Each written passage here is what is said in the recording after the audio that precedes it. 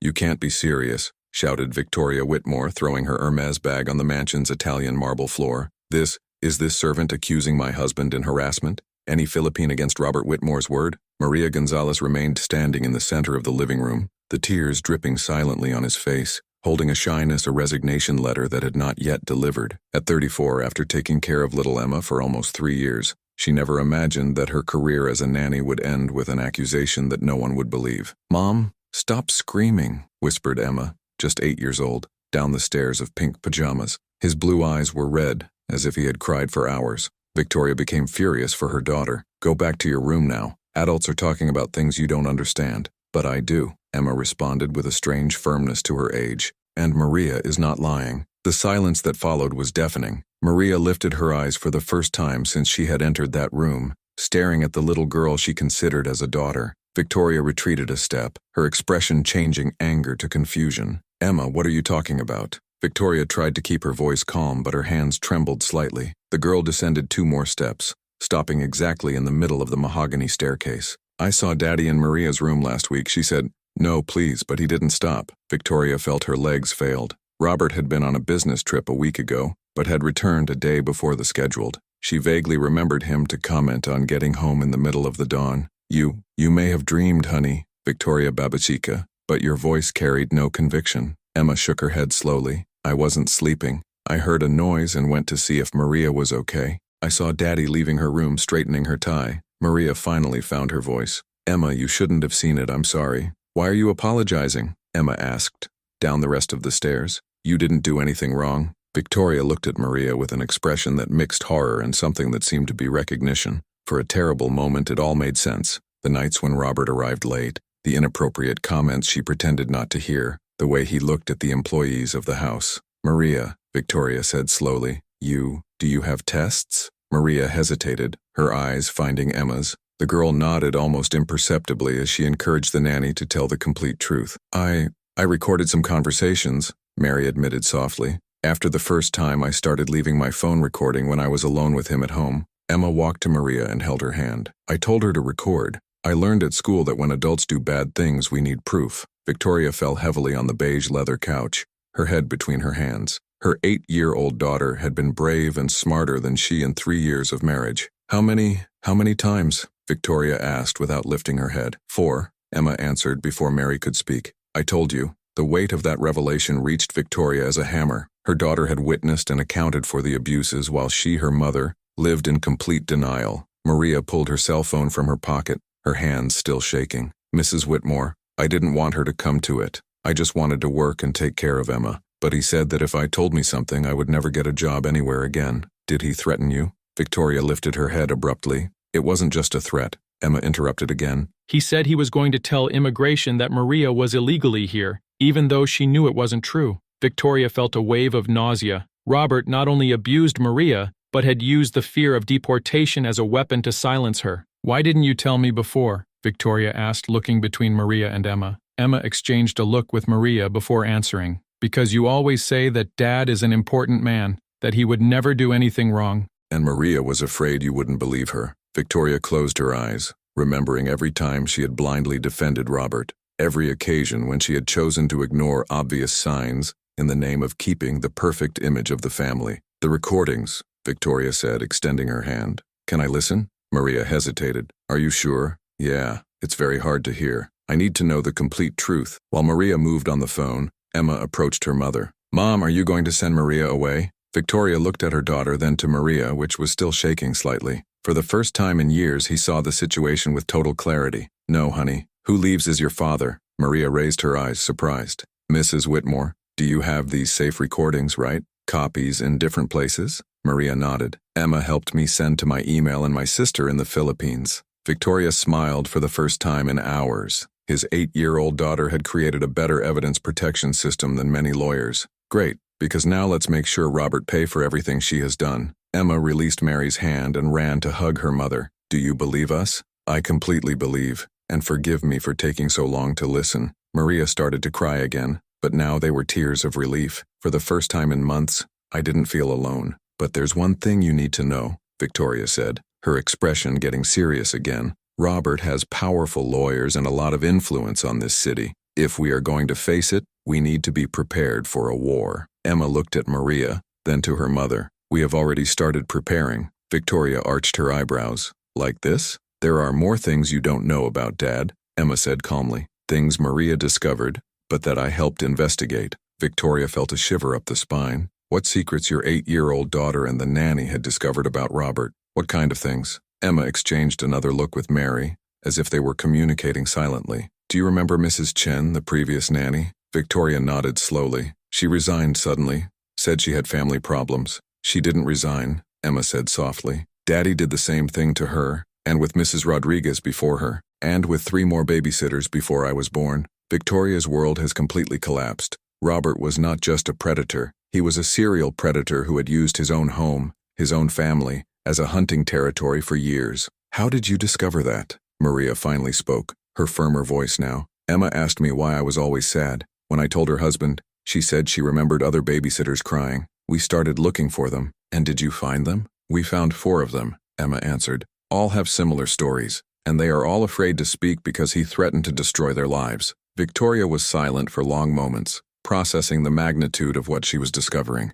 His daughter and nanny had conducted a secret investigation into Robert, gathering evidence that could completely destroy him. Why did you do it all in secret? Emma held her mother's hand. Because we needed to make sure you were on our side before telling everything, and because we knew Daddy was going to try to make us look lying. Victoria looked at Emma with a mixture of pride and sadness. Her daughter had lost her innocence too early, forced to become a researcher to protect someone she loved. Do you have contact with these other women? Maria nodded. They are waiting for our call. If you decide to fight him, they said they will witness. What if I didn't decide to fight? Emma responded with a devastating simplicity. So I was going to tell my teacher at school. She said that when adults hurt other people, children can ask for help. Victoria hugged her daughter again, realizing that Emma had raised multiple contingency plans. An 8-year-old had set up a more sophisticated justice operation that many adults would achieve. Okay, Victoria said, her voice firm for the first time in hours. Let's end him, but you need to tell me everything. Every detail, every evidence, every contact they made.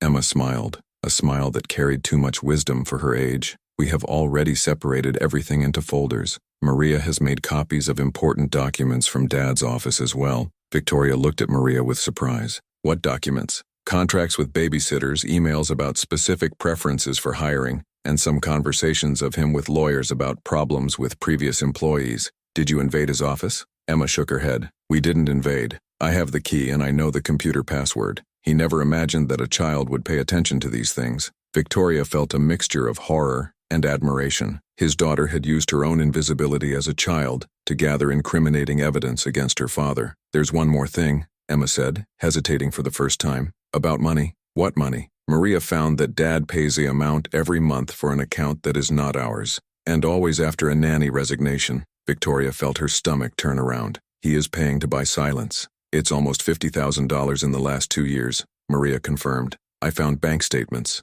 Did you copy the extracts too? Emma nodded. Everything is in a pen drive hidden in my room, and there is a copy at Maria's sister's house, and another on the seat of the bench where my grandma kept the jewelry. Victoria was gaping. His daughter had created a geographically distributed evidence backup system, ensuring that the evidence could not be destroyed. Emma, where did you learn all this? On the internet. And Grandma always said that when you fight powerful people it needs to be smarter than them. Victoria smiled through her tears. His mother, who had died the year before, had always been a strong and strategic woman. Apparently these qualities had passed to the granddaughter. So you already have everything we need to destroy Robert completely? Maria and Emma exchanged another complicit look. In fact, Emma said slowly, we have more than that. We have a plan. Victoria felt a shiver of anticipation. What kind of plan? The kind that will ensure that he never hurts anyone again, Emma responded with a determination that froze Victoria's blood. And that will show you the whole city what kind of man he really is. At that moment, Victoria realized that she had completely underestimated her daughter and Mary. They were not just victims seeking justice.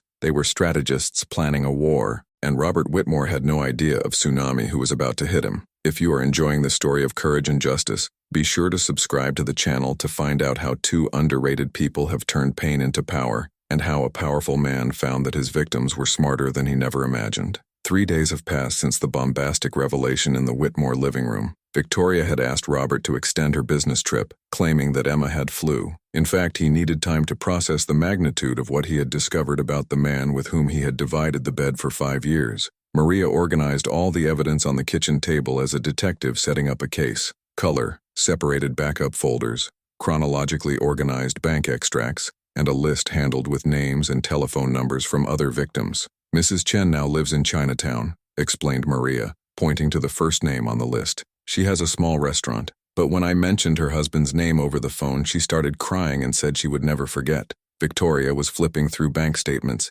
each transfer of $50,000 marked with a yellow highlighter. My God, Maria, it's $200,000 in the last 2 years. How many women 7 we could track, Emma interrupted, entering the kitchen with a pink notebook in her hands. But the internet is big. It must have more. Victoria looked at her daughter with a mixture of pride and worry. In 3 days, Emma had become an innocent child into a particular researcher, sailing through public records and social networks with an efficiency that scared. Emma, honey, you shouldn't be dealing with it. It's adult things. Mom, Emma responded with that disturbing maturity she had developed. Adults let it happen for years. Maybe it's time for a child to solve. The home phone rang, breaking the moment. Victoria answered hesitantly. Victoria, dear. Robert's voice sounded too happy. How is our little princess? Best of flu? Victoria felt her stomach roll upon hearing that familiar voice, now loaded with a completely different meaning. She's recovering. Great. I have wonderful news. I closed the Peterson contract. Emma made a silent gesture, pointing to the phone and then to her notebook. Victoria understood immediately. This is fantastic, Robert. Tell me more about the contract. While Robert chattering about business, Emma positioned the notebook near the phone, recording the conversation. Maria watched tensely, recognizing the excessively lively tone that Robert used whenever he had solved a problem, the same tone he had used after dismissing each of the previous babysitters. Oh, and Victoria, Robert continued, your voice changing subtly. I hope you talked to Maria about maintaining discretion. You know how employees sometimes make up stories to get extra money. Victoria frozen. He knew she knew. What are you talking about, Robert? Well, honey, you are not naive. A desperate Philippine, without perspectives, working at FAM's home Ilya Rich, it's almost inevitable to create fantasies. I hope you made it clear that this kind of behavior will not be tolerated. Maria squeezed her fists, but Victoria made a signal to stay calm. Of course, Robert. I made everything very clear. Perfect. You always knew how to deal with the best creation than me. That's why I love you. When Victoria hung up, her hands trembled with anger. Creation. He called you a creation. Maria took a deep breath. It's not the first time. But now we have him confessing that he knows about the stories and guiding you to silence me. Emma saved the recording with a specific file name. Popeye, Confessa, Saber, 04 on 11.mp3. He is coming back in 2 days, Victoria announced. We need to be ready. That afternoon, Victoria called her personal lawyer, Dr. Marcus Webb, a man she had known for 15 years and who she completely trusted. Marcus, I need your help with a delicate situation involving Robert. Divorce? Dr. Webb asked directly. Worse, much worse. When Dr. Webb arrived at the mansion 2 hours later, he found a war table set up in the library. Victoria, Maria, and Emma, an 8-year-old participating in a legal meeting, presented the most solid case he had seen in decades of career. Holy God, murmured Dr. Webb after hearing the third recording. You have enough evidence to completely destroy you. This is the plan, Emma said calmly, making the lawyer look at her with surprise. Emma, Victoria warned kindly. Let her talk, Dr. Webb said. In 40 years of career, I learned that children sometimes see what adults prefer to ignore. Emma got up and went to a white board that had installed on the wall. With the coordination of an experienced lawyer, he began to draw an organogram. Dad has 3 weaknesses, she started, her firm and clear voice. First, he thinks it is untouchable because it has money and influence. Second, he underestimates women, especially immigrants and children. Third, he is addicted to control and cannot stop even when he should. Dr. Webb exchanged an incredulous look with Victoria. Emma created a psychological profile of her own father, Maria explained. She studied online behavior and applied everything she learned. Continue, Emma. Dr. Webb asked, genuinely impressed. Our plan has 3 phases. Emma drew 3 boxes on the board. Phase 1, collect all the evidence.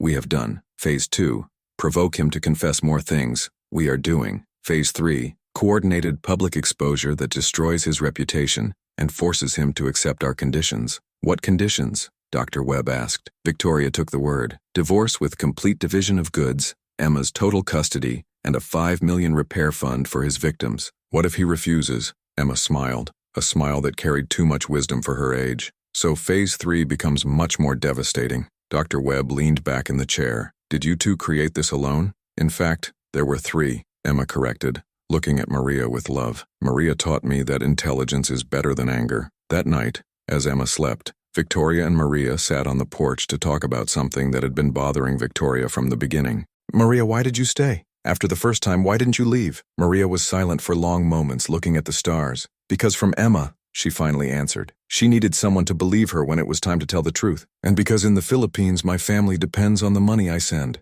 If I came out without evidence, he would destroy my reputation, and I would never get work again. Then you suffered to protect Emma and your family, and to protect the next women he would hire, Maria added. Men like your husband don't stop, they just get more careful. Victoria felt a wave of guilt and admiration. Maria had supported systematic abuse to create a case that would save future victims. Maria, after all this, after we solve this situation, will you want to keep working here? Maria smiled for the first time in weeks. If you leave me, I would like to help Emma grow. She will need someone who understands what it is to fight people who think they are better than you. The next day, the first of the ancient babies arrived to testify. Mrs. Chen, a small 50-year-old woman, trembled visibly by telling her story to Dr. Webb. He said that if I told someone I would make my family deported, she whispered, the tears dripping down the face. My children are Americans. They were born here, but he said he would find a way. Emma, who insisted on being present, held Mrs. Chen. You will not be deported, and your children, they are safe. We will protect you. The sincerity in Emma's voice made Mrs. Chen stop crying. For the first time in years, she felt that someone really believed her. Did he do this with more girls? Yes, Emma responded firmly. But now we have proof of everything. When Robert called that night to confirm his flight, Victoria was ready. Robert, I have a surprise for you when you arrive. What kind of surprise? He sounded suspiciously excited. I solved the problem you mentioned about employees inventing stories. Ah, how relief. I knew I could count on you to maintain order in our house. Emma recorded each word, adding another file to the growing collection of inadvertent confessions of Robert. After off, Victoria looked at Maria and Emma. Are you sure you're ready for it? Once we start, there's no turning back. Maria nodded with determination. I've been ready for 3 years. Emma approached her mother. Mom, do you know what is scarier in this whole story? What, dear? That if Maria wasn't brave enough to record the evidence, and if I wasn't small enough to be invisible, he would keep doing it forever. Victoria hugged her daughter, realizing that Emma had captured the terrible essence of the situation. How many women had suffered in silence? How many children had witnessed injustices without a voice to report them? But now, Emma has continued, he'll find that underestimating small people was the biggest mistake of his life. That dawn, while Victoria checked the final details of the plan for the last time, she couldn't stop thinking about her daughter's transformation. In a week, Emma had passed from a child protected to a strategist, determined to do justice. And Robert Whitmore had no idea of the storm that was about to completely destroy the life he had built on the forced silence of his victims. The man who had always controlled everything through fear was about to find that some people, when they finally find their voice, can scream loud enough for the whole world to listen. Robert arrived on Friday morning with the usual arrogance, carrying Italian bags and a smile that made Victoria feel nausea. He had no idea that each step inside the mansion was being recorded by a network of discreet cameras that Emma had installed during her absence. Dear, Robert kissed Victoria on the face, completely ignoring Maria, who organized flowers on the hall table. How is our little princess? Best of flu? Emma appeared at the top of the staircase wearing a children's pajamas and carrying a teddy bear, the perfect image of an innocent child. Hi, Daddy. Much better. Victoria observed with fascination as her daughter played the role of naive girl to the man who had abused her trust and her nanny. Excellent. Dad brought gifts from Chicago. Robert climbed the stairs, kissing Emma's forehead. And Maria, I hope you behaved during my absence. Mary kept her eyes low. Yes, sir. Great. I hate when the creation creates unnecessary problems. Emma squeezed the teddy more hard, a combined signal that indicated that the recording was working perfectly. That afternoon, while Robert reviewed emails in his office, Victoria put into practice the second phase of the plan. She knocked on the door with a coffee tray. Robert, dear, brought her favorite coffee, and I have good news about the situation with Maria. Robert raised his eyes from his computer, interested. Oh yes? What kind of good news? I talked to it extensively. I made it clear that employees who invent stories about bosses don't get references to new jobs.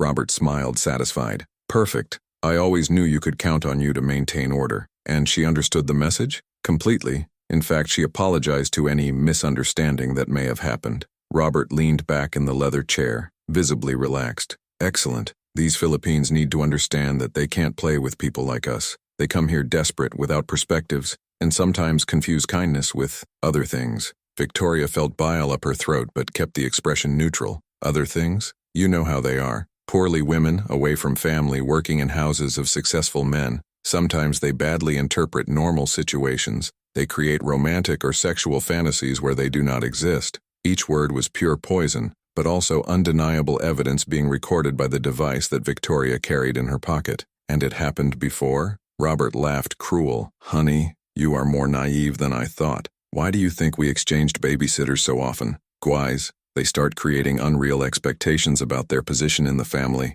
Victoria forced a smile. You have always been so wise to deal with employees. It is a matter of establishing hierarchies from the first day. Make it clear who rules and who obeys. That night, Dr. Webb arrived discreetly by the entrance of the mansion's back. In the library, he found Victoria, Maria, Emma, and 2 other former employees who had agreed to witness. Ladies, Dr. Webb began, after analyzing all the evidence, I can say that we have a practically unquestionable case, but I need to warn them. Men like Robert Whitmore do not give themselves easily. Emma lifted her hand as if she was at school. Dr. Webb, can I show something? She turned on her notebook and opened an organized folder with the accuracy of a legal file. I spent the last 3 days creating a complete dossier about my father. Dr. Webb arched his eyebrows while Emma clicked on the files. Here are all suspicious bank transfers from the last 5 years. A total of $350,000 paid to different women always after sudden layoffs. Emma, Victoria whispered, impressed.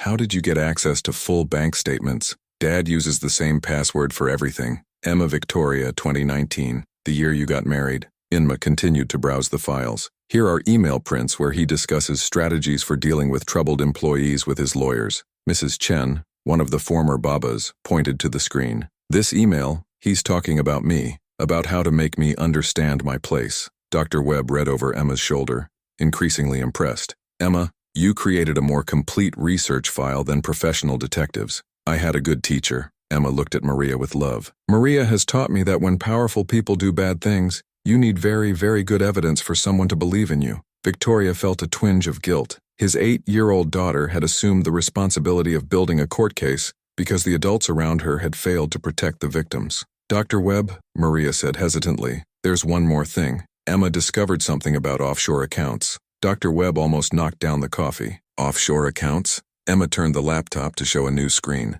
Dad has 3 accounts on the Cayman Islands. In total, almost $2 million he hides from the IRS. The silence in the library was absolute. Victoria looked at her daughter as if she first saw her. Emma, how did you find out this? Dad receives emails from the broker. I memorized his email password as well, and Maria helped me translate the most complicated documents. Dr. Webb began to laugh, a nervous laugh from those who had just realized that he was dealing with a case that could completely overthrow a powerful man. Ladies, you not only have evidence of systematic sexual harassment, but also of large-scale fiscal dropout. Emma closed the laptop calmly. We know. That's why our demand is not just about justice for babysitters. It's about making sure he can never do it with anyone. Victoria looked around the room, to Maria, who had supported abuse to collect evidence, for other women who had found the courage to speak, for Emma, who had transformed his lost innocence into relentless determination. What is the next step? Victoria asked. Dr. Webb smiled, a smile that promised storm. Now we make Robert find out that underestimating a child and an immigrant was the greatest mistake of his life. On Saturday morning, Robert woke up with excellent humor. During breakfast, he played with Emma and praised Maria for the exceptionally well-prepared coffee. What a wonderful good morning, Robert commented, flipping through the newspaper. Do you know one thing, Victoria? I think we should have a party, celebrating how our family works perfectly when everyone knows their place. Emma chewed silently cereals, but her eyes shone with an intensity that made Victoria swallow hard. A party sounds wonderful, dear, Victoria replied. Actually, I already have some people in mind to invite. Robert smiled without raising his eyes from the newspaper. Excellent. Invite Peterson, the Blackwood, perhaps the mayor. Important people who understand how things work. Oh, I will definitely invite people who understand how things work, Victoria muttered, exchanging a significant look at Emma. That afternoon, Robert left for the golf club, where he was always with other rich men on Saturdays. He had no idea that Emma had hacked his car safety system. allowing Dr. Webb and a private investigator to follow him and record his conversations at the club. At the club, Robert joined the Charles Peterson and Marcus Blackwood at the bar. "Boys," Robert said, raising a glass of Scottish whiskey, "sometimes I think we are lucky to live in a time when we still know how to maintain order in our homes." Peterson laughed. "Problems with the creation again, Robert?" "Nothing that a firm conversation has not resolved. These immigrants need to understand that gratitude is an important virtue." Blackwood leaned on, interested. "Gratitude?" Robert lowered his voice conspiracily. "Let's say some employees sometimes need to be remembered that working for families like ours is a privilege, not a right, and that privileges can be revoked if they do not show proper appreciation." The three men laughed, imagining that their words would disappear in the air of the exclusive club. They did not know that each syllable was being recorded in high definition by professional equipment installed by the researcher from Dr. Webb. When Robert came home that night, he found Victoria, Emma, and Maria watching television in the living room, a perfectly normal domestic scene that hid a war operation. "How was the golf, dear?" Victoria asked innocently. "Excellent. I played with Peterson and Blackwood. We talked about the importance of maintaining high standards in our homes." Emma looked at her father with that angelic expression she had perfected. "Dad, what are high standards?" Robert smiled condescendingly. "These are rules that important people follow, little princess. How to treat employees, how to maintain order, how to ensure that everyone knows their place in the hierarchy." "And what is Mary's place in the hierarchy?" Emma asked with devastating innocence. Robert looked at Maria, who kept her eyes fixed on television. "Maria is here to serve our family. It's an important job, but she needs to understand that there is a clear difference between bosses and employees." Emma nodded as if absorbing a valuable lesson. "I understand, Dad. What if an employee doesn't understand his place? So you need to be educated about reality," Robert replied, his voice carrying a subtle threat that made Victoria tighten the fists. "What kind of education?" Inma continued, his angelic voice contrasting with the cunning of the question. Robert stopped for a moment, realizing that he had been carried away by his daughter's seemingly innocent interrogation. "Adult questions, little princess. Nothing you need to worry about." But it was too late. Emma had managed to clearly articulate his philosophy of domination and control, all recorded by the hidden device in the room. That night, after Robert went to sleep, Victoria found Emma organizing files on the computer. "Emma, are you sure you want to continue with this? Once we start phase 3, there is no return." Emma stopped typing and looked at her mother with a seriousness that broke Victoria's heart. "Mom, you remember when I was little and you told me that good people do what is right even when it's hard?" Victoria nodded, feeling tears form in her eyes. "Maria is a good person. She took care of me when you were sad. She taught me to be strong when things got bad. And she never lied me, not even when the truth was scary." Emma saved the file she was editing. "If we don't do what is right now, Dad will hurt more people, and I can't let it happen just because he's my father." Victoria hugged her daughter, realizing that Emma had grown beyond her years due to circumstances, but that her heart remained pure. "So let's do what is right," Victoria whispered. "Together," Emma replied, "because good people don't let people good fight alone." The next morning, Robert would wake up to find that his perfect life was about to crumble, in a way he could never have imagined, and all thanks to two people he considered too inconsequential to represent any threat. The predator was about to find that he had fatally underestimated his prey, and that the hunt was just beginning. Monday, 9:30 a.m. Robert woke up with the sound of the phone ringing insistently. Victoria had already gone out to resolve bank affairs, leaving him alone at home with Maria and Emma, just as they had planned. "Hello?" Robert answered, annoyed. "Mr. Whitmore, here is Jennifer of Peterson and Associates. I need to inform you about an urgent situation involving your business." Robert straightened in bed. "What kind of situation?" "Sir, we received anonymous reports accompanied by compromising evidence about their business practices. Our customer, Charles Peterson, requested an emergency meeting this morning." Robert felt the blood freezing.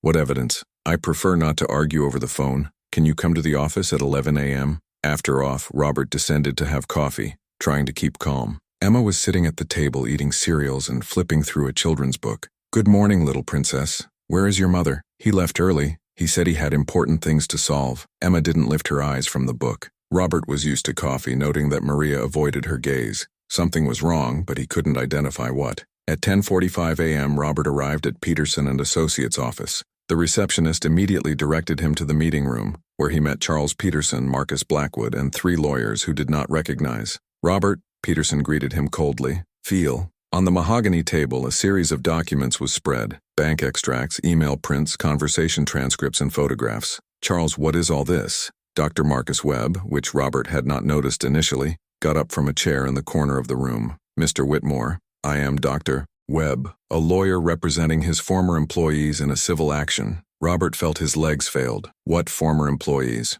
Dr. Webb put a digital recorder in the center of the table. Would you like to hear some recordings before we went on? The first audio was from his conversation with Victoria about maintaining the creation in place. The second, from the golf club, where he talked about educating employees about gratitude. The third was a recording he didn't remember to have done, an intimate and explicitly criminal conversation with Mary. This was edited, Robert stammered. It's montage. Peterson leaned forward. Robert, we have technical analysis confirming authenticity, but that's just the beginning. Dr. Webb opened a folder. Here we have testimonials from 7 women documenting a systematic standard of sexual harassment, deportation threats, and bribes to buy silence. And here, Blackwood pointed to bank statements, are the transfers of $400,000 to offshore accounts not declared to the IRS. Robert looked around the room, realizing that he was completely cornered. You can't prove anything, Dr. Webb smiled. In fact, we can. Your 8-year-old daughter was a very efficient researcher. Emma? What does Emma have to do with it? She hacked her passwords, copied her files, installed recording equipment, and orchestrated evidence collection for 3 months. Dr. Webb paused to let the information sink. An 8-year-old built a federal case against you. Robert felt the world crumble. This is impossible. She also found that you have used the company's assets to pay bribes, which constitutes misappropriation and money laundering. Peterson pushed more documents on the table. Robert, you are not just a sexual predator, you are a financial criminal. At that moment, the door opened and Victoria entered, accompanied by a man in a dark suit. Robert, Victoria said calmly, this is the federal agent Thompson. He has some questions for you. Agent Thompson showed his credential. Mr. Whitmore is arrested for tax evasion, sexual harassment, threats against immigrants, and use of corporate funds for illegal activities. Robert looked at Victoria in shock. You cheated on me. No, Robert. I believed in our daughter and Maria when they told me the truth. Victoria approached the table. And now the whole world will know what kind of man you really are. Dr. Webb turned on a tablet and positioned him so that Robert could see. While we were here, a press release was sent to all the main newspapers in the city. On the screen, Robert read the headlines. Millionaire entrepreneur stuck by systematic harassment to employees, and investigation conducted by an 8-year-old child exposes sexual predator. Were the recordings delivered to the press? Robert asked, his voice breaking. Edited to protect the identity of the victims, but sufficiently clear to show their character, Victoria replied, and the financial aspects were delivered to the IRS. Peterson got up. Robert, our company is breaking all contracts with you effective immediately, and we are suing for damage to our reputation. Blackwood nodded. Same here. You are financially destroyed. Agent Thompson approached handcuffs. Mr. Whitmore has the right to remain silent. While he was handcuffed, Robert looked at Victoria one last time. All this because of a Philippine maid? Victoria smiled coldly. No, Robert. All this because of an 8-year-old girl who refused to let you hurt more people. When Robert was taken by federal agents, Dr. Webb turned to Victoria. Is your daughter at school? Yes, but asked us to call when it all ended. Victoria took the phone and dialed the school number. Emma, it's over. Your father will never hurt anyone again. Out row side of the line, Emma's voice sounded serena. And Maria? Maria is at home, preparing a party to celebrate. Can I go home now? It can, honey. You saved a lot of people today. That afternoon at the Whitmore mansion, Victoria found Maria in the kitchen preparing Emma's favorite dish. Maria, how do you feel? Maria smiled through her tears. For the first time in 3 years, I feel safe. Emma arrived from school running and hugged the 2 women. We got it. Victoria looked at her daughter. Emma, you are only 8. Emma held the hand of her mother and Mary. But I could do it, so I did. And now no other nanny will go through what Maria went through. That night, while watching the news showing Robert being arrested, Emma asked a question that haunted Victoria. Mom, why don't adults sometimes protect people who need to be protected? Victoria hugged her daughter. Sometimes adults are afraid. Either they are selfish or just don't want to see the truth. So children have to be brave than adults? Sometimes, yes. And you were the bravest child I know. Emma smiled. Maria has taught me that being small doesn't mean being weak. It means you can see things that big ones can't. In the news, the reporter announced, the authorities confirmed that the investigation began after complaints coordinated by a network of victims who have collected evidence for years.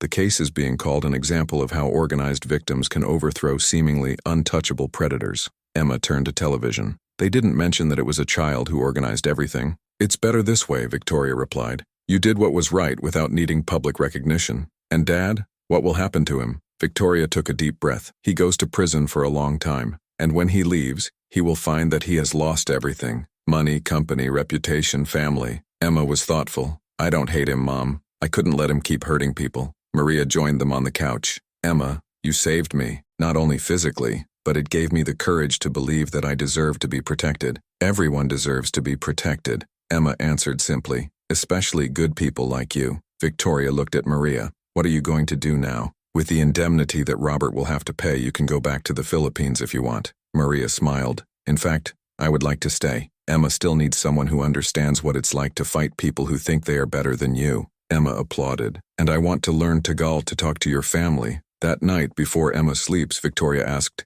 do you regret something? Emma thought for a moment. I regret taking 3 months to act. If I had been faster, maybe Maria had not suffered so much. Victoria felt her heart tighten. Her daughter carried a responsibility that should not be hers, but she had chosen to use her to protect others. Emma, you saved not only Maria, but all the women he could have hurt in the future. I know. Maria told me that men like Dad don't stop alone. They need to be stopped. Victoria hugged her daughter. Did you grow up very fast? Did you grow up? I think some children grow fast when the surrounding adults forget to be adults. Emma responded with wisdom that froze Victoria's blood. As Emma slept, Victoria was awake thinking about the transformation of her family. 1 week she had lost a predatory husband, but had won a heroine daughter and an employee who had become a true sister. Robert was now in a cell, facing the reality that he had been overthrown for exactly the people he most despised, a Philippine immigrant and an 8-year-old. And in his fatal arrogance, he never realized that underestimating the little and vulnerable was the error that sealed his destiny forever. 6 months later, the Whitmore mansion breathed differently. The walls that once kept dark secrets now echoed with genuine laughs and Tagalog conversations that Emma was learning quickly. Robert had been sentenced to 15 years in federal arrest for multiple accusations. His company was bankrupt, his confiscated offshore accounts, and the $2 million compensation was distributed among the 7 victims. But for Victoria, the biggest victory was not financial. Mom, Channel 7 reporter wants to interview us again, Emma announced, entering the kitchen where Victoria and Maria were preparing dinner. Victoria smiled. The story had become a national phenomenon. The 8-year-old girl who overthrew a predator was being transformed into a documentary by Netflix. What do you think, Maria? Another interview.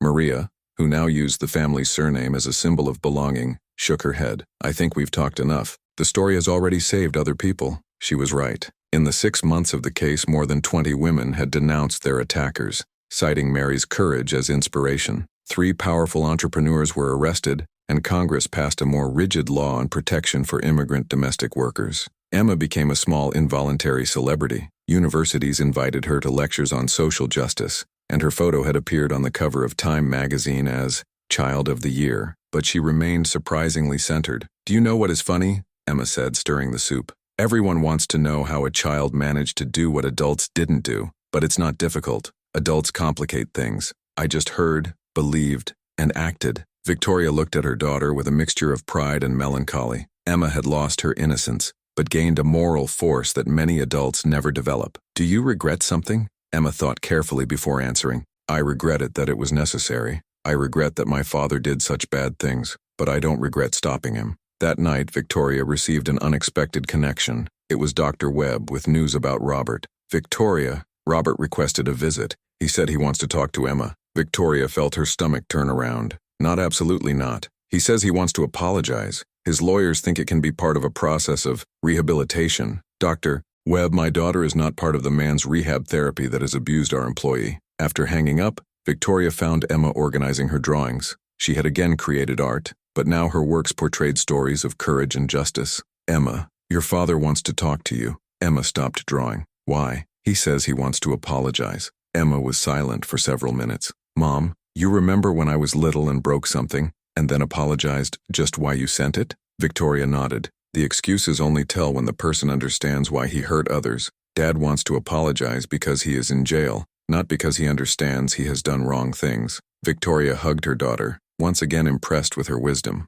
Besides, Emma continued, he had years to apologize to Maria, Mrs. Chen, with all the other women. He didn't do it because she didn't want to. Now that she lost everything, wants to feel better? Doesn't work like that. A few weeks later, Victoria learned from Dr. Webb that Robert had been transferred to isolation after fighting with other prisoners. Apparently, Sexual predators were not well received in prison. Karma, Emma simply commented when she learned of the news. Maria had begun to study online law, inspired by the experience of seeking justice. I want to help other women like me, she had explained. But now I know I can do more than just survive. I can fight. Victoria was sponsoring her financially, and Emma made a point of helping with her studies. Maria is going to be the best lawyer in the world, Emma declared proudly, because she knows what it's like to be on the side she needs protection. A year after the trial, Victoria received a letter from the prison. It was by Robert, handwritten and long. She read her once and kept her, without answering. That night, during dinner, Emma asked, "Mom, why were you sad today?" Victoria hesitated. "Your father wrote to me a letter." "What did he say?" "That finally understands the evil you have done, that is sorry. Who wants to be forgiven?" Emma chewed thoughtfully. "Do you believe him?" "I don't know. Maybe he really changed." Emma put the fork on the table. "Mom, remember when you taught me that real regret includes accepting the consequences?" Victoria nodded. "Daddy wants forgiveness, but doesn't want to pay the full price. He still has 10 years in jail ahead. If the regret is real, he will accept it without asking to reduce the bill." 2 years passed. Emma turned 10 and became a youth motivational speaker, traveling around the country telling her history in schools and conferences on social justice. Maria graduated in law and opened an office specializing in defending immigrant workers. His first case was to defend a Guatemala nanny that had been abused by his boss. Victoria began a foundation to support victims of home and labor abuse, partially funded with Robert's confiscated money. On a Sunday afternoon, the 3 women were in the garden they had completely replaced.